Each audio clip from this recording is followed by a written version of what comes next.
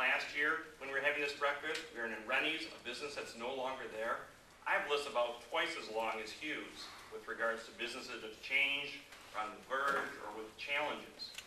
But we're doing better than most communities in the state of Michigan because we've got some things that make us unique. We've got a vision. What was good enough yesterday isn't good enough anymore. We want to make Boyne better. We have partnerships. If you look around this room, all of us have worked together with almost everybody else in this room. It is not common in this state, or in most communities, to have the school superintendent work with the city manager, work with the chamber director, work with with all of these businesses here. We have partnerships that make our community work much more than the individual pieces could ever bring to the table. We are much greater than all the pieces. And one of the reasons we're that is because of the involvement. Look around this room. Everybody's involved in multiple things around this community to make things happen. You're serving on boards and commissions, you're volunteering at athletic events, you're out there making things happen. It's not just the partnerships that the city has. I mean, we have partnerships with Boyne Mountain, we have partnerships with people like Glenn Katz trying to make things happen.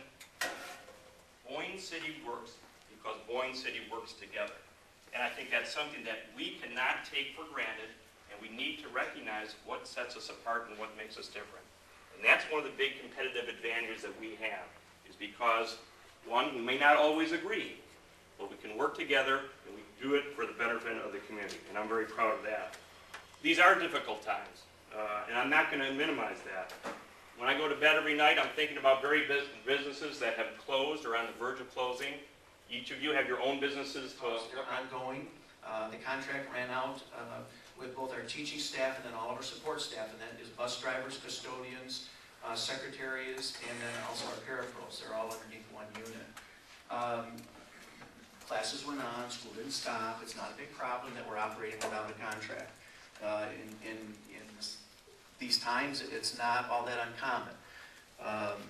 Contract talks are going well. Certain comparisons and things like that. So, you know, if anyone's got cash to fund this equation, we're going to be in great shape. So that's kind of where we're headed.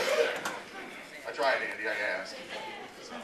But anyway, as far as everything else goes, you know, we're talking about one of the other regional projects that's coming around. They started out with back to the stimulus funds. There was a 21 county cooperative that fired up to try and get broadband brought to